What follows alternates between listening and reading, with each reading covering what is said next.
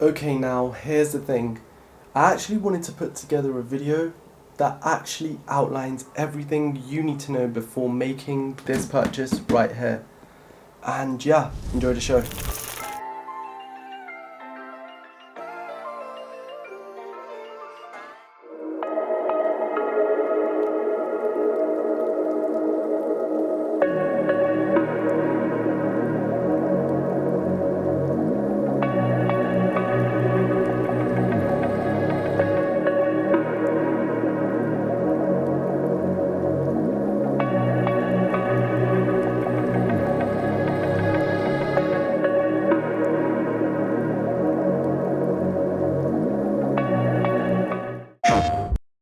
Now the unboxing experience is pretty much the same as with every PS5 console, so there's pretty much no difference there. Inside the box you get the console itself, a standard DualSense wireless controller, a power cable, a HDMI 2.1 cable, a USB-C to USB-C cable for the controller, a pair of horizontal stand feet, and the usual documentation. And that's pretty much everything you need to get you started.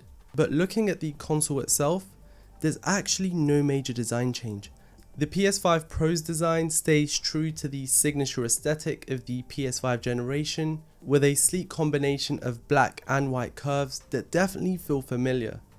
Though the white panels feature a more refined matte finish, which is actually a change from the PS5 Slim.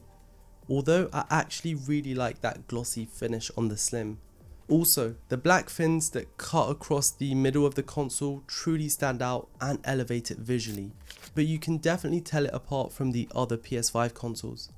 It retains the 4-sectioned exterior and slender form of the PS5 Slim, but it is slightly larger, standing almost as tall as the original PS5. Now, to put it into perspective, the console measures at 15.2 by 3.5 by 8.5 inches and weighs 6.8 pounds. As a digital console, the PS5 Pro doesn't include a built-in disc drive. However, it's compatible with the existing PS5 detachable disc drive, which you can actually purchase it separately and attach it just like you would with the PS5 Slim. And no vertical stand is included, meaning the console is designed to rest horizontally out of the box. Instead, we get the detachable plastic legs provided for stability. I'd say the PS5 Pro strikes a balance between modern design and practicality, ensuring it stands out while staying grounded in the PS5 family's overall style. Also, it takes a few cues from the PS5 Slim when it comes to ports. Up front, we've got two USB-C ports near the power button and the LED lights. Around the back, we have a power port, HDMI port, two USB-A ports and an Ethernet port. But let's see how it looks on the inside. When removing the panels, it's super easy to do so. You can add your disk drive right here, although it is going to cost you some extra dollars. It is made up of 4 panels and they're all removable with about the same level of effort as the other PS5 models. But here's the catch: while the larger lower panels are identical to the PS5 Slim, the smaller top panels are not. Unfortunately, that means the custom panels for the Slim won't fit the Pro, so you're better off waiting for Pro specific designs to roll out.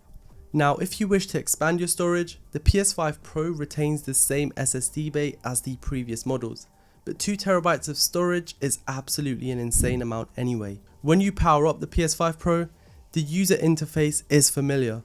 I mean, it's exactly the same as the other PS5 models. The setup process is smooth and intuitive, and navigating the system just feels familiar. I actually wanted to transfer my data from my PS5 Slim to the Pro, and it actually took ages, so I ended up leaving it overnight. All in all, it's a design and user experience that stays true to the PS5 family while bringing a few Pro specific tweaks to the table. Considering that this is Sony's most premium console, it would have been nice if it came with a premium controller or something like the DualSense Edge to set it apart from the regular consoles. But there is no denying that this controller feels amazing on the hands. It's super responsive, and I love the haptic feedback and adaptive triggers to give that full immersive experience when gaming. Now obviously the first thing that separates the Pro from the other PS5 models is the specs it carries. This comes with 2TB of SSD storage, which is great for all those games. With connectivity, we get Wi-Fi 7, an Ethernet port, and Bluetooth 5.1 to ensure that stable connectivity. The PS5 Pro game boosts backwards compatibility, so you can actually play PS4 games with enhanced image quality. But the standout upgrades is the PlayStation Spectral Super Resolution, or also known as PSSR, that actually upscales games to get super sharp image clarity, and it actually uses AI enhanced resolution for ultra high definition gaming with good enough detail. Now the power on this thing optimizes console performance, enabling it to reach higher and more consistent frame rates for that silky smooth gameplay with support for 60Hz and 120Hz displays. With advanced ray tracing, it gives realism with ray traced reflection shadows and high quality global illumination when gaming. Now, in terms of pricing, the PS5 Pro comes at $700, and this is the most expensive Sony home console ever. This hefty price tag puts it $200 above the PS5 Slim, which is the current base model. Or if you end up going for the 30th anniversary limited edition bundle, which I must say truly brings back those nostalgic vibes, but it does come for a price of £960. Also, it must be noted that the PS5 Pro doesn't come with a disk drive or a vertical stand. Now, I don't know about you, but this feels like a missed opportunity for a console marketed as a premium option for enthusiasts. On the bright side though, availability isn't an issue this time round. Unlike the chaotic PS5 launch, the PS5 Pro is widely accessible right now, making it much easier to get your hands on. Now, when you factor in the pricing, it raises an obvious question. Does the performance truly justify the premium cost? I mean, I'm going to test it out and show you guys every little detail on a few of my favorite games. When turning on both consoles at the same time. Alright, so I've just started both consoles at the same time. Let's see. Oh wow. The Slim actually came on first. Wow, I actually did not expect that because I saw so many tests online. And for the majority, the Pro had the Pro started a few seconds quicker. What I'm seeing right now is the other way around. But yeah, that's the power up test. Scrolling through the home screen is pretty much the same. But if I had to be a little critical, then the PS5 Pro is just that slightly more smoother. I wanted to show you guys what it's like to game on a device like this from an average gamer's perspective. FC25 is literally my favourite game, so here's a side-by-side comparison, and this is one of the games that's actually PS5 Pro enhanced. Now the immediate difference is the frame rate during those intros, and there's that slight level of detail that just bumps it up, and it looks a little better, and you can see that on the player's kits as well. With this free kick, you can see the sharpness on the Pro just by looking at the grass, and even when taking the shot, it just looks more silkier when you compare the two. You can even see the level of detail and accuracy in colours on the PS5 Pro. Just comparing the advertising boards, you can truly see that level of detail on the Pro. With the on-pitch core gameplay, there's not that much of a difference between both consoles. I thought maybe we'd see a bump in resolution or graphics, but that's actually not the case. The resolution, graphics and visuals are all really the same. With the Pro we get 60 FPS replays, corners, penalties, free kicks and smoother transitions when you score goals. And the transitions do feel a lot smoother on the Pro, and that's pretty much it. Here's some gameplay of Call of Duty Warzone. I honestly found it super difficult to even tell them apart, although this game has been optimized for the PS5 Pro. With the intro, there's not really that much of a difference. Even the gameplay just feels about the same. With the PS5 Pro, you can definitely notice a bump up in the sharpness and the shadows are less overexposed. This was easily noticeable when I got sent to the gulag. One thing I noticed is you would have to maybe zoom in to notice that improvement in graphical detail. Now let's look at some Fortnite gameplay. When deploying, it literally looks the same, but as we get closer to the ground, you can really notice the additional details on the PS5 Pro. For example, you can see the leaves on the Pro, whereas on the Slim, they just look washed out. But the gameplay does feel smooth on both consoles.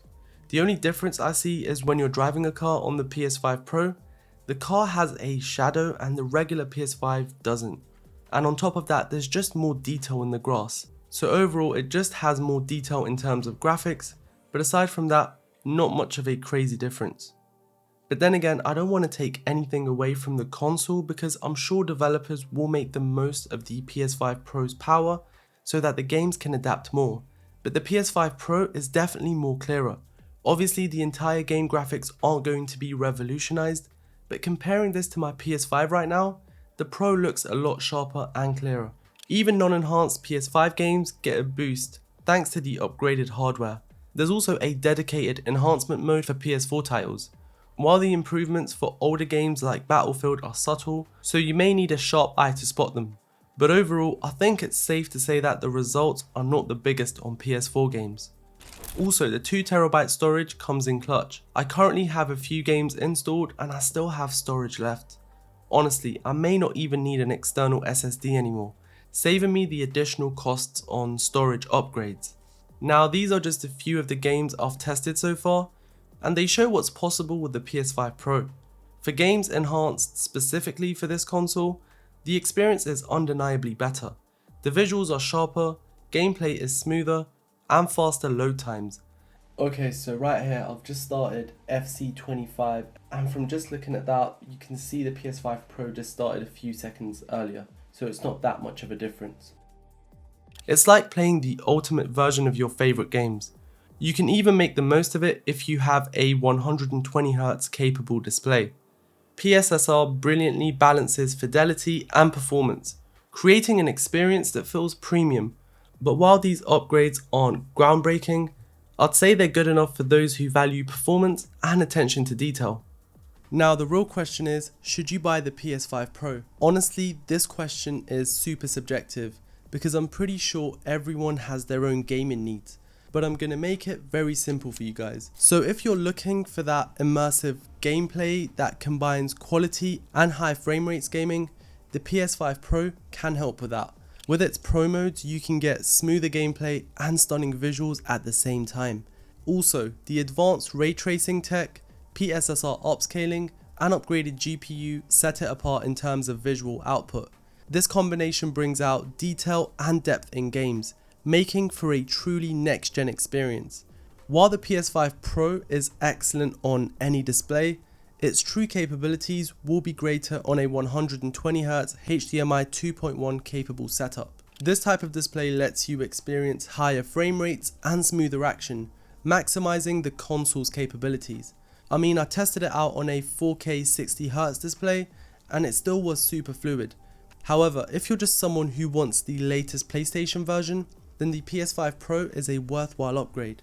Of course, now you may not notice the biggest difference, but developers will definitely be patching new updates to increase compatibility. Now the reasons to not buy a PS5 Pro is if you're looking for a major leap in graphical power for the price. Now don't get me wrong, while the PS5 Pro brings some impressive graphical enhancements, I felt that it's more about fine tuning and improving rather than delivering a massive leap in graphical enhancement. So if you're hoping for a groundbreaking upgrade at $700, the standard PS5 or PS5 Slim might still offer better value for your money.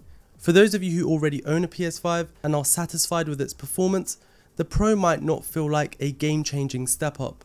So in that case, sticking with your current console could be the smarter move. The PS5 Pro caters to gamers seeking top-tier performance and a more future-proof setup.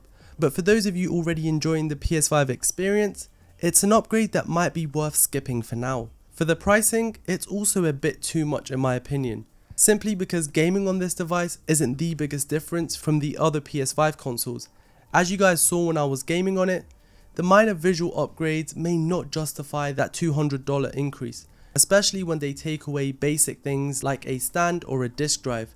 Now this is just a thought, but if Sony are watching this, for the price that we are paying, it would have been nice if you included a vertical stand or maybe a premium DualSense controller. When I was browsing on Reddit, I found some users actually comparing the PS5 Pro to a gaming PC. I feel like we should draw the line here when it comes to making such comparisons, because choosing between the PS5 Pro or a gaming PC ultimately comes down to what you value most. And there's no denying that consoles offer an unbeatable plug and play experience, delivering stunning visuals and reliable performance without the headaches of bugs, driver updates, or poorly optimized games. For many, this simplicity, convenience, and affordability makes consoles the clear winner. But if you're after peak performance, unmatched customization, and access to a massive library of games, then PC gaming is miles ahead. But hey, for the average PS5 owner, sticking with the launch model or PS5 Slim might make sense for the majority.